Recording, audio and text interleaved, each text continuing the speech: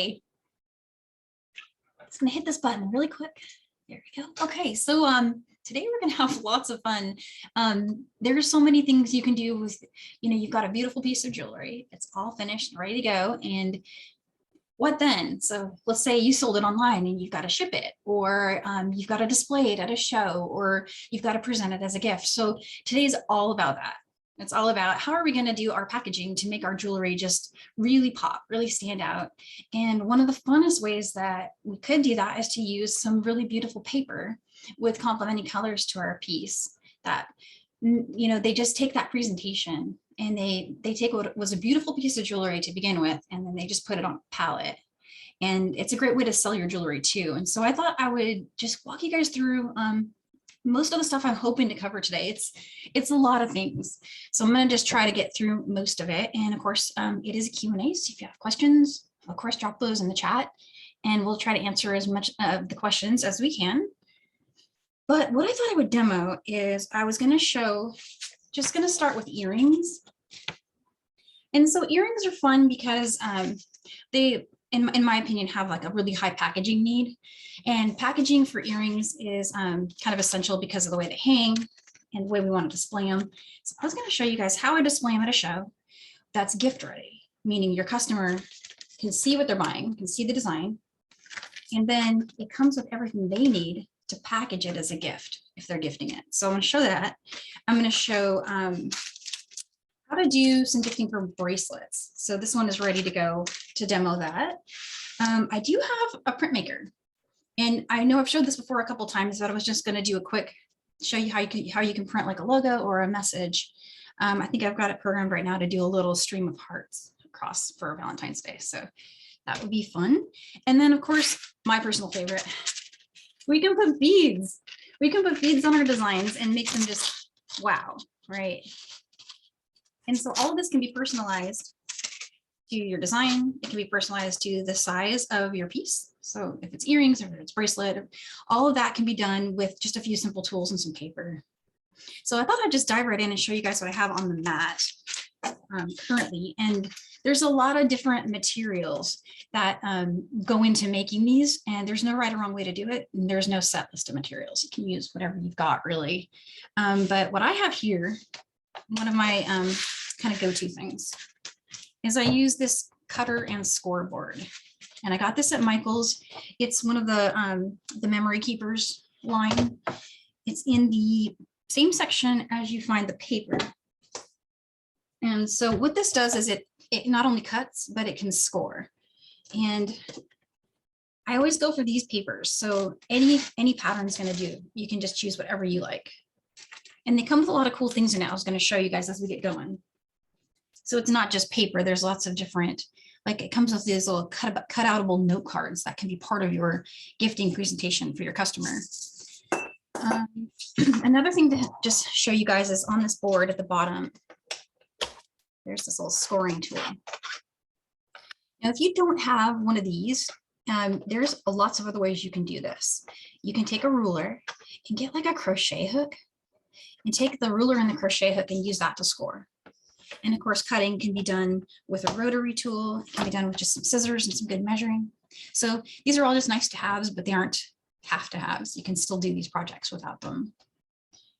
So let's start with earrings. I'm going to start with showing how I display them at a show. So I didn't seal this one, but normally one of the things that happens when you do a show is it's handled, it's exposed to moisture and dust and just all kinds of stuff. So what I'm showing here is a card sleeve. And you can find these at Michael's. They have a peel offable back on them. So you can just fold them down and seal them, and they are resealable. So your customer can use these over and over again. Where to find these? So in the section where they have like the save the date cards, like for weddings and stuff, they have these packs, and they come in different sizes. This is one of the larger ones. It's kind of my go-to for big earrings and like bracelets and stuff, necklaces. So this is one of the things that I just go and buy in bulk, and they do have this online as one of those like bulk pack options where you can get a whole like set of them. In that same section, something I'm going to show later is they have these boxes. They also come in a couple sizes, and they come in a white finish or Kraft. And I'm going to show you a couple tricks for using these in your gifting and in your gift boxing for your customers. You can actually sell these gift boxes made when you're selling your jewelry. So let's start with the earrings. So my display, I'll have these all kind of like set up, and then my customer will purchase it. They'll take it home, open it up, and here's what's inside. I usually throw like a little sticker inside, which they can use to seal it later. And I'll show you where I got this from. This is a little note card they can write a message on. It came from one of my scrapbook packs, and I'll show you where I got it. And here's just an insert of my earring. And to make those holes at the top, I use just an earring punch. And then here's my card, envelope card. Just a blank little card. And when they're ready to gift it, they would put this inside. And then they would take their note, their little handwritten note, maybe put it with their earring. They could also put it on the outside, just whatever they felt like doing. And seal it up with a sticker. And then if they want, they can put it back in your sleeve. A little card sleeve that I made for them. And there you go. This is also a really good way to ship it to your customer. And you could write your own handmade note or your own handwritten note on that little note card to your customer saying thank you, and then ship it to them like this. So they open it up, they've got a handwritten note from the artist, and this beautifully packaged, really easy to ship, protecting your piece. It's really nice. So let's make one of these. Let's make one really quick. Danielle, yeah. I just wanted to ask on behalf of Susie, when you're selling your pieces like this, do you tell every customer, oh, by the way, I've included an envelope and a card so you can gift it right away? Or do they know? Sort of. So online, if somebody's purchasing online and they've asked me for gift options, I have like a place where I've described what that is. In person, I would suggest putting a display out that shows what's inside each of the little card sleeves. Thank you. You're welcome. Okay, so I'm going to show you guys this really brightly colored. This caught my eye. I could not walk past this pink when I saw it in the store. It was really beautiful. So inside of there's all these beautiful papers, just eye-catching, wonderful stuff. One of the things that really stood out to me, I'm going to need to find it again so I can show you. This is where I got my bead paper. And the SKU for this is in my handout. So if you're drawn to this like I was, you can find it at the store. There's something I want to show you. I just need to find it again. It's kind of toward the back. You get two of everything. Here it is. Okay. So that little note card I showed you earlier, it came from here. And you can just cut these out and use them. And so, for example, here's my bracelet gift. I put this little note card in there. So that's just one of the really cool things about this. But let's go ahead and make a little background and then a little card sleeve. So for when you're going to hang your earrings on something, I tend to choose something that's a little more neutral in color and then go for something super bright for my outside or something with a super pattern, right? So like, for example, this would make a good outside and something like this might make a good inside, but there's no rules and whatever you like is going to work great. Let's try this little stripey one. Okay, what I've done is I've got these card sleeves here. And I pull them out.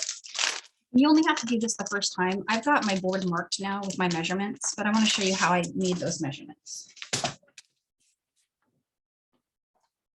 And also this board, because it's a scoring board and a cutting board, there's a side that looks like this. And it flips. So here's cutting, set up for cutting. And here's set up for scoring. So I need to cut right now. So I'm gonna do my cut setup and bring this down.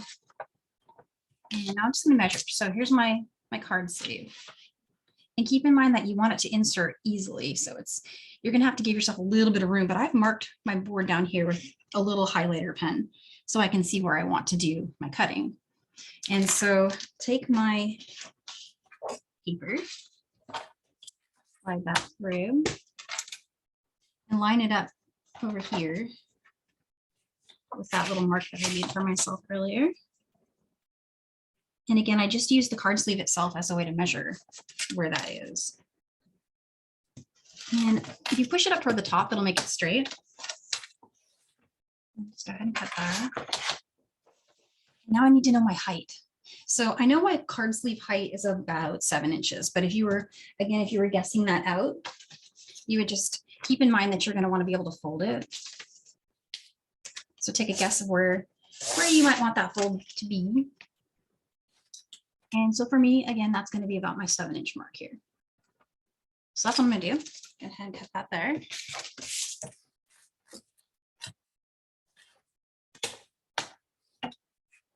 And save all these little extras because these can become things.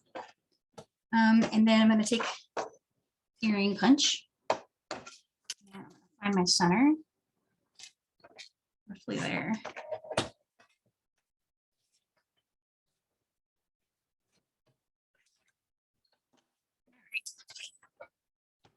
So now the card's done. Now we need our envelope to go around the card. So again, I'm just going to choose a really pretty color. And I'm switching over to this one because I feel like the green can come out of there somewhere in here. There's some beautiful, beautiful ones. This is more of a fall. Lay it on top, see what you think. I have way more fun doing this than, I mean, this is as fun as making the jewelry, to be honest. I can't call it working because it's super fun. And this one has this little cool, like top decorated things built onto it. That's really fun to play with too. Come up with something neat there. I want to see if I can get it to be the edge of my card, like the side that folds over. So I know I need it to be about that tall. Bring that down. Let's see. Yeah, I'm going to go ahead and turn it.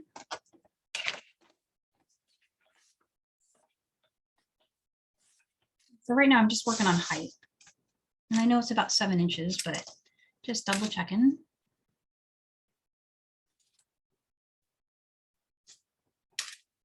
And it's okay to go slow here if you're not sure. I don't like to waste my paper, so I'm very careful about it. This paper is also a little taller than my last one, so it fills my whole board. But yeah, that's going to be perfect right there. Just do the roughly 7-inch mark there. Something else I'm thinking about that I didn't mention, as while I was working on this, I was thinking about how I don't want this to stick out. I want it to fit inside. So I did make it a little taller. See, just a smidge taller than the inside card. Not much, just a little bit. Okay. Briefly cutting there. Okay. So now I'm going to flip this over. This is again switching it so I can do my scoring for folding. And it kind of locks the little clip in place up here so you can't hurt yourself. Kind of nice. Put it down and get this little score thing from the bottom. Flip it over. And then just use your card to measure here. So go roughly there. And let's see. Okay. Fold it over. That's kind of pretty. It's really fun. And there's my earring. And so what I do is I put this on top. Put it in my card sleeve with my earrings. Get some earrings. Let's find some earrings. I had to grab a bunch of finished jewelry earlier. What do I have in here? I got these. Those look pretty for fall. Let's get those.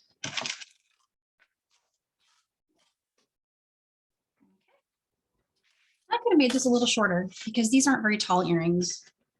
That's something else to think about. Actually, if I wanted to right now, I could just trim it shorter. And that would be totally okay. I could just come along, measure down and trim it. I won't do it now, but just to give you the idea. So putting it in there. Little earrings, that could be room for the note card underneath it. So there's that. And then you could come along and cut out one of those beautiful little cards that come with the designs. I think the fall pack did have them, if I remember right. It had a cute little section of ones that look like that. So yeah, that's basically it in a nutshell. And then you would take the card sleeves, which are back here. I'll let myself one over here.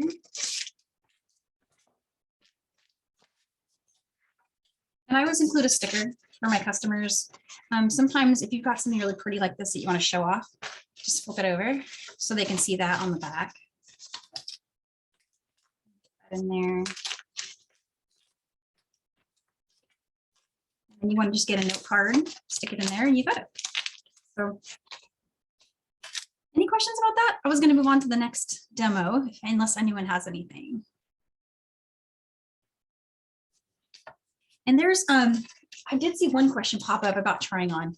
So I get asked that a lot. People do want to see them. They want to wear them. And so two ways you can get around that if you're at a show. Have samples out that people can try on that are the same shape and height. So let's say I made this in like 14 colors or something. I'd have one out that they can try on and see. Or if you want to just let people try it on, bring one of those like microfiber cloths, like a Norwex one. And then just when you're done, just wipe it. Because those are antimicrobial, and it's really, the real worry you have is lotions from handling. I'm more worried about that than I am about the ear wire, because it just, you know, might over time kind of wear off the newness look of your piece. But totally honestly, I've never had a problem with it. I let people try them on and then I wipe them off. That's just what I do. So let's make let's stitch on something. That's the next thing in there. So this was easy to do. I know it looks kind of elaborate, but it was really fun, super easy. And I did the card a little differently because I had a way of joining the edge. So here's how that's made. It's basically just, I cut two sheets that like that, just two. And I cut an inside and an outside. So here's my outside. And then I cut an inside one, which you could say this one is our inside one if it's not quite tall enough. I can bring this one down to be my inside one. That over. That actually will be really cute together too.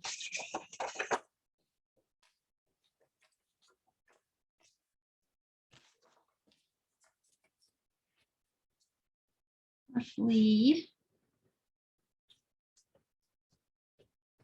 This just makes it easier, I feel like, just to measure it using the actual item. Oh, and save these because these can become things that wrap around your card later. And I'll show that when we do the bracelets. But you could also use that for your earring setup. That over. Danielle, I think what you just said, there's no piece of paper you can't find a way to recycle into one of your finished pieces. But that small strip is so great to make a band. Oh yeah. I knew you would like that because I see a lot of your artwork that you do with the cards and you would never throw one of these away. No. Yeah, definitely. In case anyone doesn't know, Carmi has a background in making beautiful cards, and feel free to share more about that.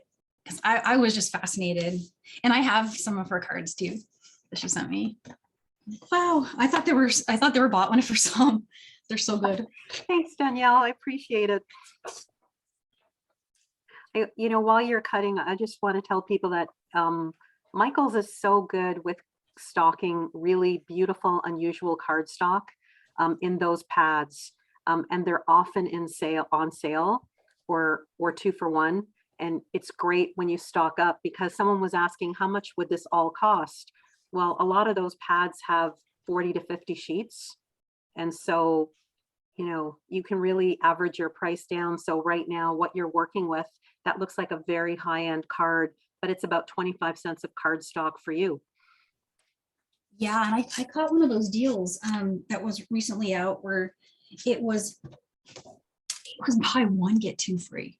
No joke. I was just going to buy one just for the class. And I mean, I have a bunch, but I wanted some current ones. I mean, I have probably these dating back 10 years, maybe. But, Exactly. Look at the so- foiling, the gold foiling on, there's always a few pages that are extra foiling and extra glitter. So those are your special ones. And these are cool for your display on your table. Just set it on in a frame. This little motto.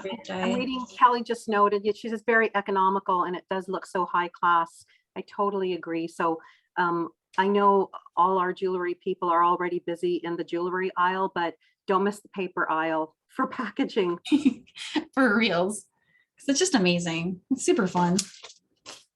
Paula B. Paula said she just bought 4 and they were $5 each. Oh, really? Oh man, I'm gonna go look. I do not need more. Well, I come home with more paper. I'm gonna get looks, but yeah, I'm going to. I'm just gonna just quickly show how I did this one, and I'll get as far as I can on it. It's anyone who's taken a class with us and done brick stitch, it's our standard go-to thing.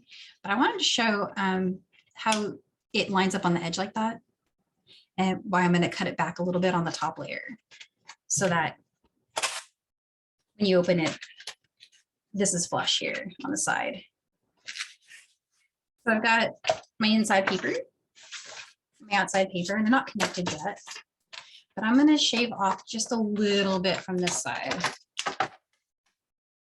Not a lot, just a little for it to overhang. In fact, I think I did a 1/4 inch. I think that was what I did, if I remember correctly. So I think I went like that. If you're cutting something that's really like thin, it's right on the edge, push down right here, because it's going to catch when you first start. Once you're rolling, but it's that first catch, and then I've wrinkled the paper that way. And save these, because these we can use to tack down bracelets later. And so the only thing left to do, and it's not tricky, but I did have to create little holes for myself to stitch in. And so how I did that was I got a seam ripper. Now, if you have one of those like, cutting tools, you can program it to do this. I did every other notch mark. So we're looking at, basically just, follow each little tick mark. And that's how I did this one. I started with, and just back maybe a tiny little amount. And it's not going to be precise. It's going to be organic, but really beautiful.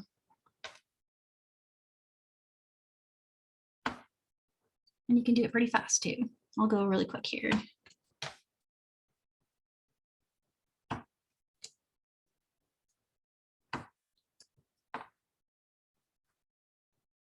And so what I'm doing here is I'm skipping every other notch. So there's 1 and there's 2.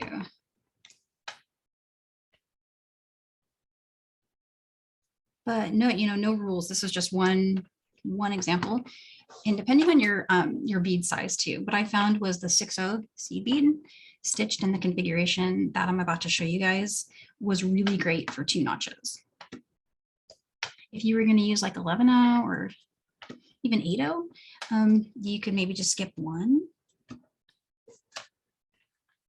And if you have any address guides, I put an address guide in the handout. The reason I put that in there, and I'll show you what that is really quick. Looks like this. This is another way it could help you make your holes. These were too big for my current purposes, but if you were going to use a bigger bead, or down here, one of these smaller, you could get away with using that if you didn't have one of these boards. And when you're doing this little poking with the sharp tool, just put something under that you don't mind if it gets poked through. And something you can use if you don't have one of these, use the back of because this is just that plain cardboard backing. You could use this as your poking backing so it doesn't damage your table. And that's actually how I used to do it before I discovered this tool.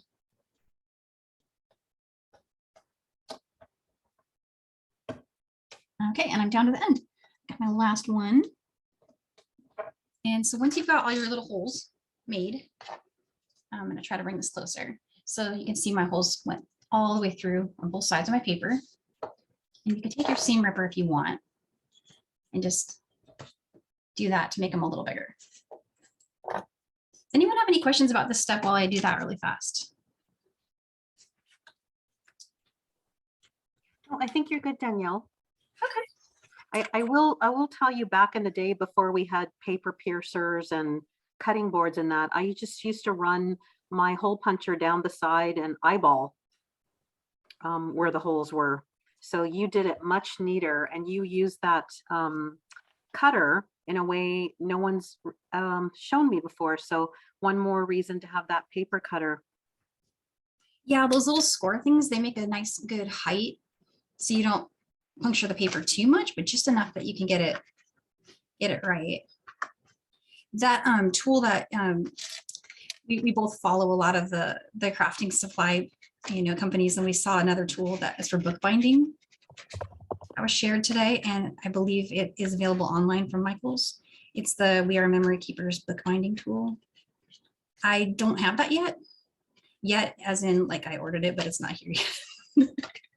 I can't wait. That might change the way what I'm showing right now. But this is certainly a time-honored true way to do it. And I like the seam ripper because it's got this ball, so you can't, poke too far through it.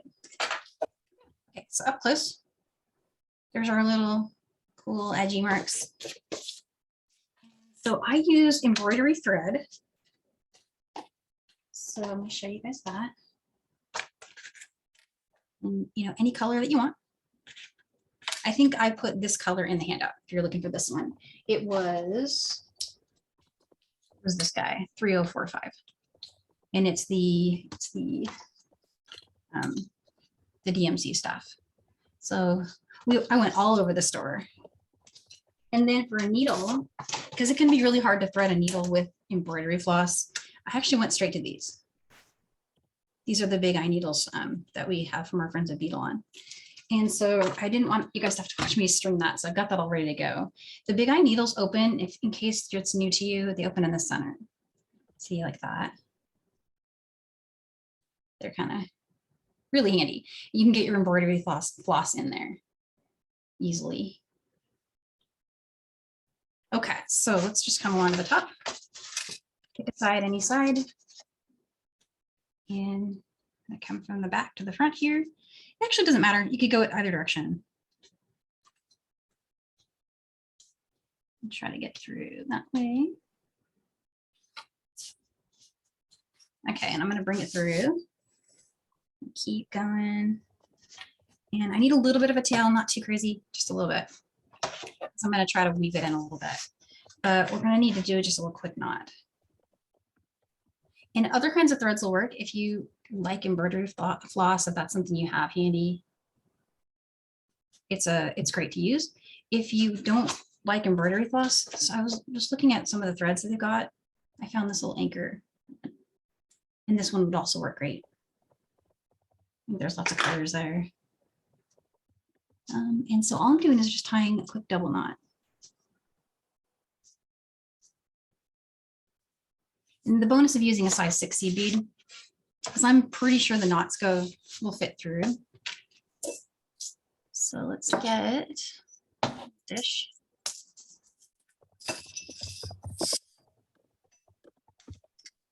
Beautiful seed beads there. All right, I'm just gonna start with one. Just get one on there. And bring it down. This is gonna be harder to do. I usually, my trick where I like to bring it up through and hide my knot. I'm not going to be able to do that yet unless I bring another needle on right now. But when I'm done, I'll take the needle off this end and come back over here and bring that one up through it. For now, I'm just going to let it hang. I might just push it. You could also, I didn't do this on mine, but it just occurred to me that you could also just tuck it in. If you wanted to just hide it, you just tuck it in between the paper there. Lots of different ways you could do it, but there's my start, and I got one seed bead on there. And I might move the board just a second because my thread's going to get caught on it when I start going. Okay, So one seed bead. Let's get two more. Any color will work. That one did not want to be on the card, so it ran away. All right. So now I've got 3 seed beads. I'm gonna bring this up just a little closer. There's 3. Go through my cards again.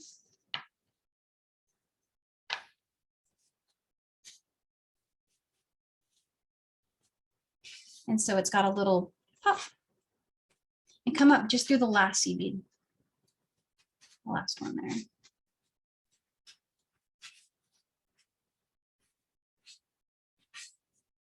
And it'll make a little, you know, like little scallop.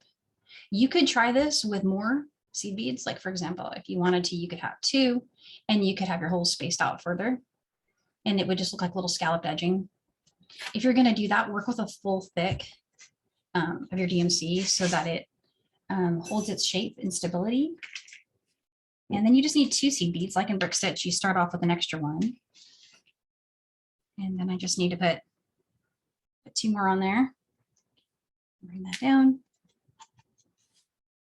Try to get through here.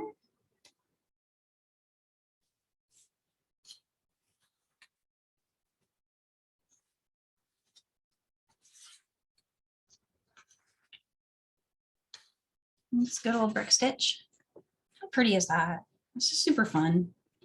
And you just keep going until you get to the end. And the way that I finished it was I just came underneath and knotted. I'll probably have to not finish this whole thing in the interest of time, but let's just do a few more. And then I'll show you how to tie the other side.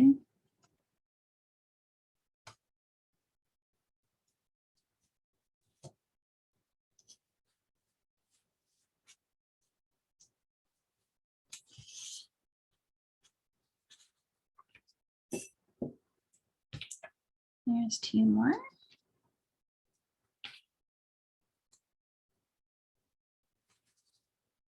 Kind of have to look from the back. I poked the holes from front to back because this front side is prettier, but it makes it a little tougher to get your needle through. So you could do the stitching with it positioned like this relative to you so that you're coming through the holes this way. That might actually be a little easier. I'm wishing I did that.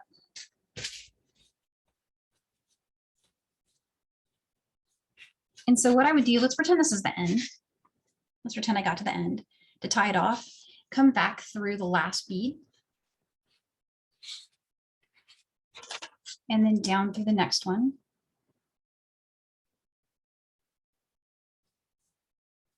I'm being careful not to puncture my thread. So here's that. And then what you could do is just a little half hitch knot here. So make a loop. Let me show my loop clearly there. So I made a loop. And then just come back around. I'm going to try to stay under my bead. I'm going through the loop here.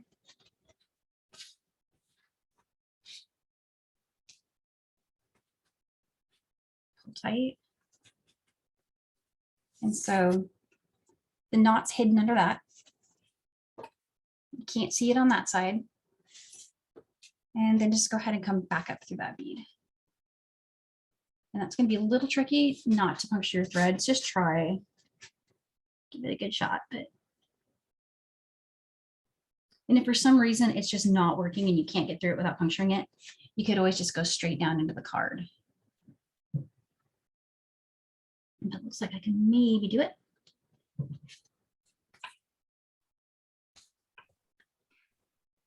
I pull my knot out of the way. Yeah. Danielle, will you just give a little close up? Oh, yeah.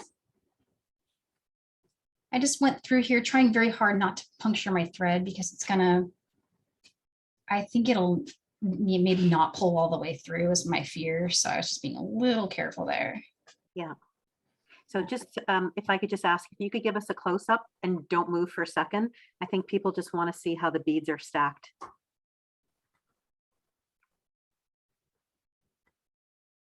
It's so pretty. And you can see my knot there.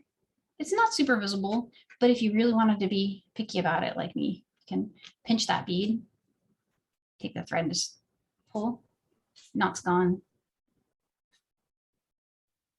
and then go through a few more beads and trim that. And repeat that step with your tail that's tucked into the card, or leave it tucked in the card and don't worry about it because it's all sealed in there now and you won't see it. And so if I'd finished it all the way, you know, be a lot more stunning, but I will actually come along and finish it. So I'm going to leave it as it is. Danielle, we're talking about how pretty these cards are, and they really are keepsakes. They are. And I'm laughing because I have an aunt who I've given a lot of these cards to, and she took all the dishes out of her china cabinet and displayed my cards in there instead. That's what I would do. I've saved the ones that I have from you. I've got those down there on my inspiration desk that I've got where my workspace is. But yeah, so this is a super easy, you know, just a little way to do, you know, presentation for your jewelry. And even if you just wanted to make these, you know, not even for jewelry, it could just be, you know, the way you do your Christmas cards one year. So I hope that is, you know, gives you guys lots of ideas. You can try other stitches. You don't have to do that stitch. All of our stitches should work. Let's see what is next. So I'm going to grab a couple of these.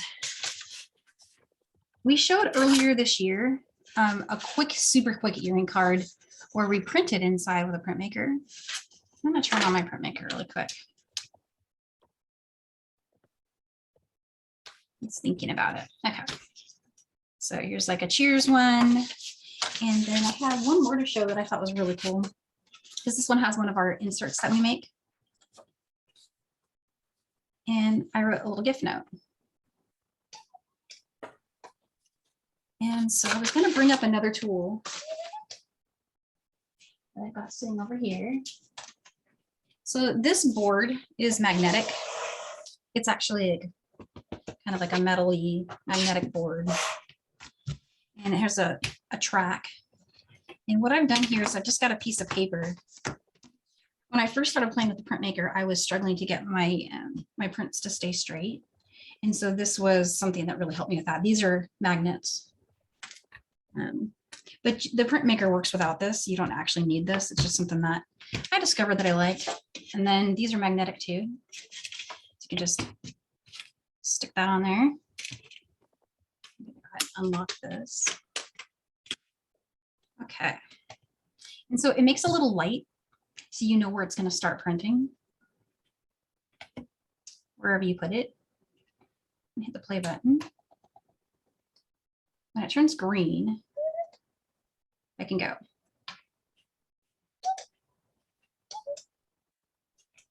And put my little hearts on there. You can program this. My phone's currently in use as my camera, but the app on the phone that you use to program this device has a way that you can upload your logo. You can put in your own text. You can change the fonts on those texts. And then of course they have all these like built-ins, which you could just find inside of the program or the application that has, you know, it's just a really cool way to add a personal touch to your work and not have to write it over and over again. Like you can say thank you from Danielle Works Jewelry, or thank you to your family on it. Just, you know, whatever works. And then of course this thing is easy to store because it all just stays put. Danielle, did you get the magnetic board at Michael's? I did, yes. Yeah, I actually picked that up because that little thing that I showed, that little long thing, I have not mastered doing this yet, but there is a way you can print on washi tape. So this blank white washi tape to make your own, like you could put your logo on washi tape, which I think that would be so cool. And so that's for a future one. I couldn't swing it for this one.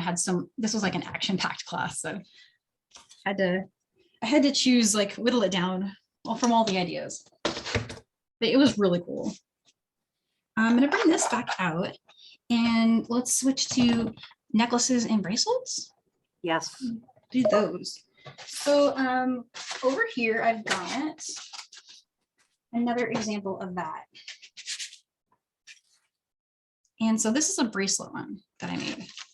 And it's currently in its presentation format that's not sealed so that a customer could do that themselves. Here's one of those wrap around. You'd put a sticker on it. I always include a little sticker or two so somebody can seal it. And a note card that I cut out from my pack. I can personalize. There's my bracelet inside. And all I did to make it stay in there, and this is where you can kind of play to figure out what's right for my piece of jewelry. In this case, what was right for me was to just use a little bit of this stuff and a sticker and just go through my jump ring. So that's ready to go. But if you had another piece that was different, like say you had like one of our, remember when we did this class, I loved this one.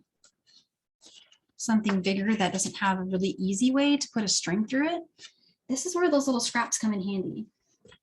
Let me find a small one because we had a little tiny one earlier that was around here somewhere. Well, I can't find my bitty one, but here's a big one. Just for example, we could cut that down really quick.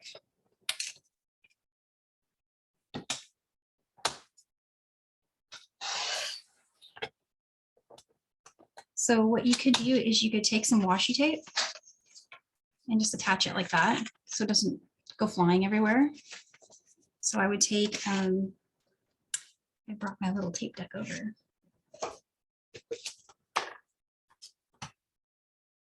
I thought I did, but I guess I didn't bring it over. But just a little bit of washi tape is perfect for something like this. You can just take one side.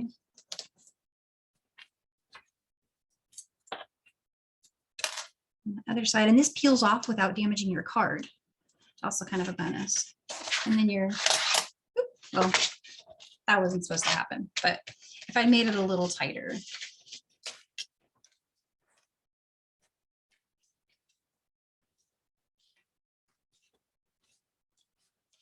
So something like that. And then there's also another trick I use for buttons. Now there's a couple ways you can do bracelets that are flat. I'm going to grab one of my button bracelets. Here's the one we made at Christmas. And let me grab another card. So this one's kind of distracting on there. So here's just one of these. I'm working on the pretty side or not. So you can take these button bracelets that have the leather closures and you can run it through and attach it like that. Or another idea, and this is a cool way to, I'm going to take this tiny strip, I'm going to cut down the center just a little bit. Not a lot, but just a little. And stop maybe right there. And then I can slide my button. Sorry, I went off camera. Slide my button into it in between. And use that as a way to display it too. And so you would, I cut it on the wrong side, sorry, or I displayed it on the wrong side. You take your pretty side and first slide your button like this. And then you could bring it up.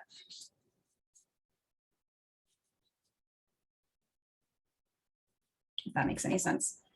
Something like that. And I've got the, I've got it reversed, but it's basically just a way to display your button, and it would be taped up here so it wouldn't come out.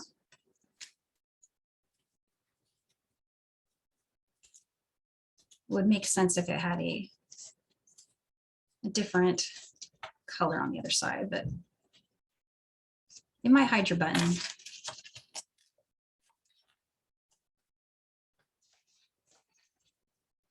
It was just an idea that I was playing with earlier. Or you could maybe fold it so that it does that. And then tape it here and here. Something like that. I don't know. This was an idea that I'm still working on. And I haven't figured it out completely yet. But I was looking for a way to have it be really secure and display the button still. So play with that and see what you think. The way I have it right now would just pull out. So I need a way to seal the bottom. Maybe I could do that with just a little piece of that after I've got the button in it. So there's that. And bracelets are super easy because you can always just, you know, lay them inside the card and cover them up the side. And then there you go. I'd love to hear if anyone out there has ideas too that I haven't thought of. I'm always looking for new ways to present things. So open ideas. Yeah. I wanted to make sure, just in case someone didn't notice it. So you're actually attaching the bracelet to a card insert, and Yes. Oh, then yeah. the insert is going in the envelope. So would you mind stacking it and showing them how it would actually look if it was on your table? Oh, yeah. So, I'll make a new one here. Let's Or grab. you show the one that you unpacked everything from. And in that one, I actually just went straight inside the envelope. I didn't do an insert for that one. Yep. But an insert would be even better because then you could display it on the front, just like we did with our earrings. Another way to do it. But for the display for that, let's make one of those. And I was just going to put that kind of right there.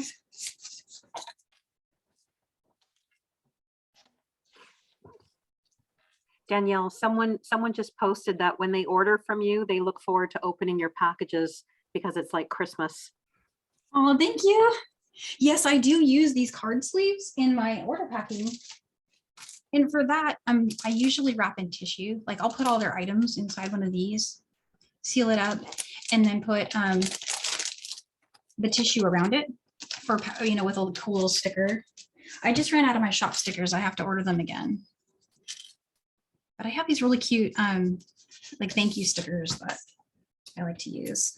And also from the sidebar, Cindy pointed out there is a buttonhole cutter punch. Is there?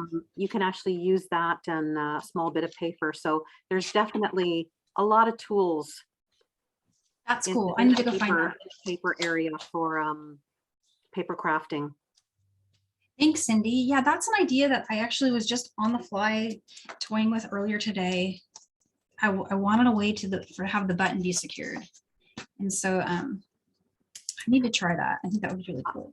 I really like these ideas, Danielle, because you can secure them and see what it is right away. Because sometimes when you put it in the box, it just, you know, moves right to the corner of the box and it's all all in one little pile in the corner, and people don't see the full presentation of the jewelry. They have to just sort of unpack it and do the reveal. But this way you've already presented it like a framed piece of art. Yeah, that's totally true. And this, you know, I like this, but it's not my favorite because it just falls out.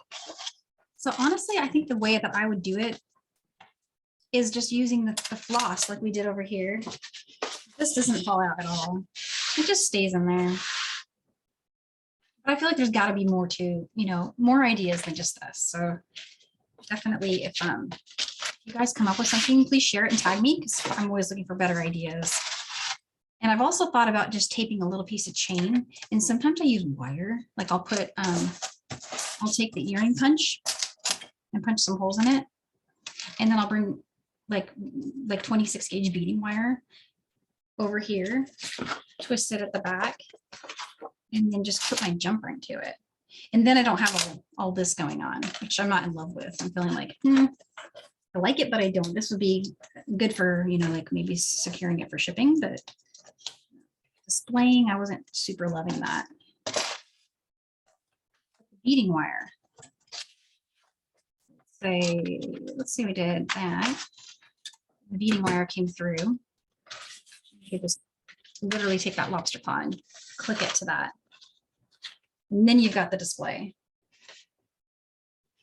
And then you put your folded card behind it.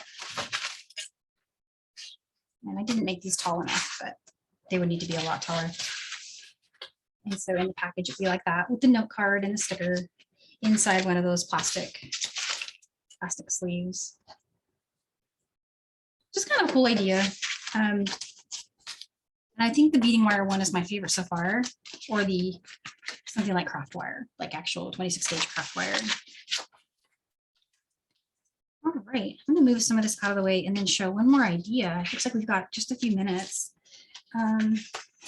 So in the same section where you find the card sleeves, there are these boxes. And again, if you're shipping, boxes are great because your stuff's not going to get crushed. I always get scared when I package something for someone and I put it in a bubble mailer. Like, oh, is it going to get damaged? Are they going to get it? You know, and it's going to have like a seed bead broken or things like Czech glass leaves. I get so nervous when I'm shipping those because so I will often use these boxes. This is another item you can get in a pro pack. And I did that. I got a big pro pack of those. And they come, this is how they come. This is how they're sold in the store. Like they're in those little baskets sold individually, or you can get them in, you know, a big box. But they're all going to be shrink wrapped like this. And it's kind of hard to get the shrink wrap off. So if you just take your thread cutter, you can get started with that. And it doesn't damage your box. Because I sat there for so long with scissors trying to get that open. So, and if you wanted to create something for the top of your box and you want it to fit really nice with just a little bit of margin, use the bottom to do that measurement. So here's my bottom. And then just kind of note where you are. So for me, it would be like right here. And then I would come along, measure here, and I would cut my paper to that size. And then I would take a glue stick and then just stick it down and put something heavy on top of it for a little while it dries. And we've got a few minutes. I could maybe cut one up really quick and see what we've got here. The foiled ones, the ones with beautiful foiling, I feel like those are ideal for the top of the box. Like, look at that. I need to do something with this one.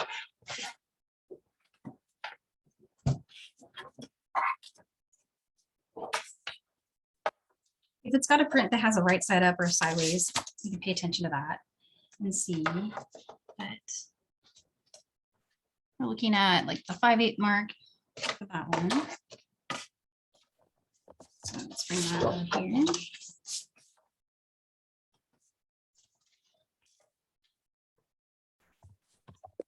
So 5/8, and I'm just gonna double check before I cut.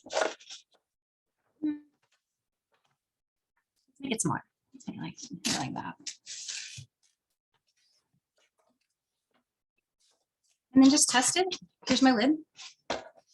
Sorry, I was using my lid to measure. That was wrong. Looks good.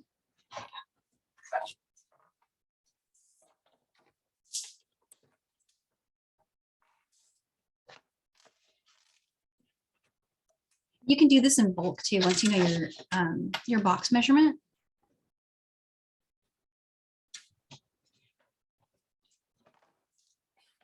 And you can just cut a bunch and you don't have to sit there and do it one by one. Fit test looks good. That's just going to be a beautiful box. Let's get the glue stick. And so these, this glue dries clear. That's kind of important because you want to get your edges.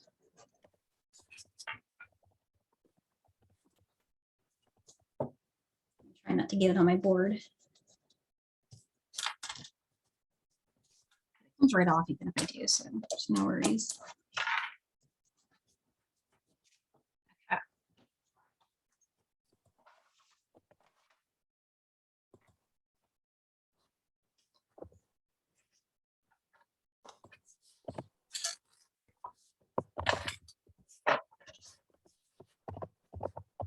You could even come along and do a design across it if you wanted to, put your logo.